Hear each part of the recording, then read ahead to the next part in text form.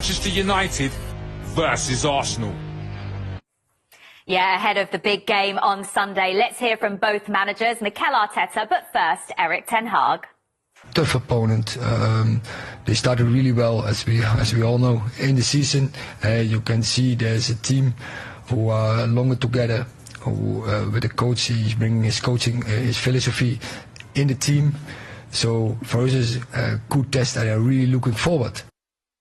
When I was younger, watching it on TV and watching that rivalry and those special games between the two teams, obviously playing as a player, winning obviously a beautiful feeling, and yeah, a magnificent stadium to go there and be us again as a team. Well, what a way for Arsenal to come into this huge fixture against Manchester United at Old Trafford. Top of the table, 5 wins from 5. They couldn't be in better form, Sam. But is this their biggest test so far? It's a proper test for both of them. It's not in terms of the fixture, it's not the clash of the Titans that it used to be. But you can never really tell what's going to happen.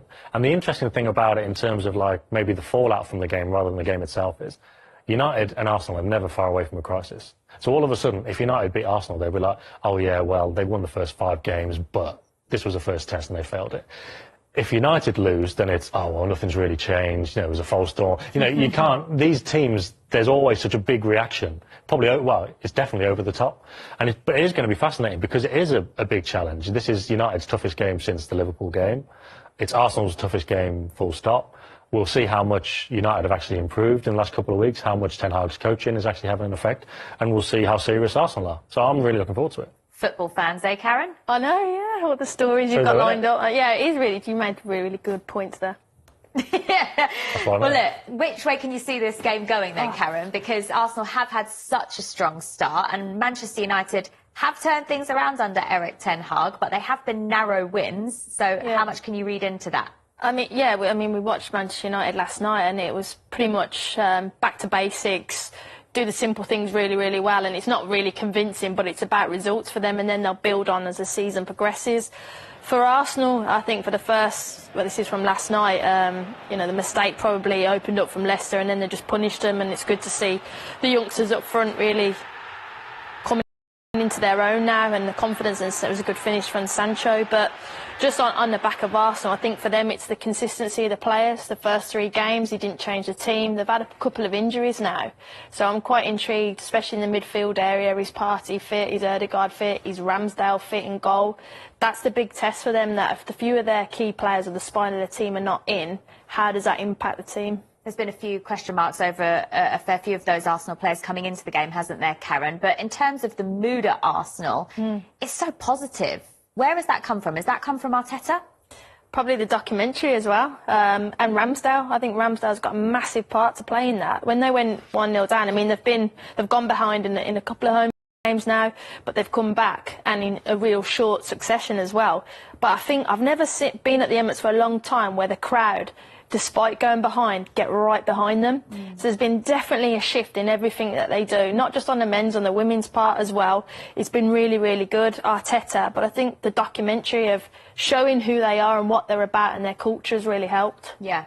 And it seems as though Arteta has instilled a belief in the side that maybe we didn't see last season. There's certainly been games this campaign where they've come from behind and won matches and just been able to churn out results where maybe in previous seasons we might have not expected from Arsenal. Yeah, because the one thing you could say about the first 5 games is they haven't played anybody mind-blowing.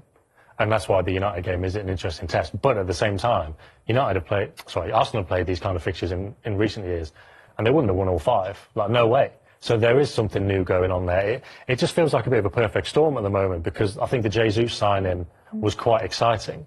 And then he scored loads of goals in pre-season. And then he started the season really well. And even at Bournemouth, when he didn't score, he scored a really well-taken goal when he was offside. Did brilliantly to set up Martinelli, to set up Ødegaard for the first goal. So there's a lot of things there they can get a hold of. That Saliba song that they keep singing. Which they stole from Brighton, by the way. Oh, really? Okay. It was Bissouma's song. Right, okay. Maybe Tottenham will try it. Probably not. Not bitter. Not bitter at all. But it seems like it just everything's, everyone's buying into it. Is that the recruitment of character as well, though, not just player profile? Well, we were talking about the transfers earlier on, and the only thing you could maybe say about City their business is losing really good characters in the dressing room. Zinchenko, Jesus, Fernandinho, who's gone. Sterling. And Sterling as well. But the three I mentioned in particular, if they're not playing, they're still in really good mood. Well, there's still really good people around. They've got this good start to the season. They're all in a good mood. Can they challenge? No. No, they can't compete with City, but the minimum should be top 4, and then the rest is up to them, really. But it is interesting when they start to play Thursday, Sunday, and then a couple of injuries, and then see how it goes. That's the big test for them. Well, Manchester United will be in the same situation, won't they? Because they'll be playing on Thursday nights in the Europa League too. But they have invested in this transfer window, signing an £82 million striker from Ajax in Antony. What can we expect to see from him, and how is Ten Hag going to manage the minutes of him, Rashford and Ronaldo? Well, I think he's already said those type of players will need... You're shaking your head, Sam. It's a mess. It's a mess. You think? They needed to get rid of Ronaldo, didn't they? He's not good around the place. And he wanted to go, Tim. He's not played in the last 3 games when they've won. I don't think Ten Hag particularly wants to play him. Rashford's still massively out of form. Anthony, does he play off the right? And they've got Sancho already. Plays on the right, yeah. So it's an interesting option, but it was kind of what I was saying about Chelsea having 2 great left backs. It's like you've got Sancho, you've got Anthony. It's just a bit. I think they've got good options, but if they don't click, then it's just a bit of a mess again. How can you see it working, Karen? Well, I think Anthony will come in on the right and he'll cut in on the left, and Sancho's better on the left, cutting in on the right. He's not going to blitz past any player with his pace, but he'll come in and link up. Yeah, and I think with the Thursday, Sunday, then they're going to need those players. And credit to Ronaldo, when he did come on last night, I thought he looked really sharp, because in his head he still wants goals. He still probably might want to move in the next window, and he's got the World Cup. So it's just about managing him. And it's not easy. That isn't easy, no, but he has a choice, and he has got that World Cup that he's got to be focused and fit and ready for, so that might go in their favour. And in terms of Manchester United overall, Karen, obviously starting off with 2 fairly embarrassing defeats, 3 wins in a row now for them.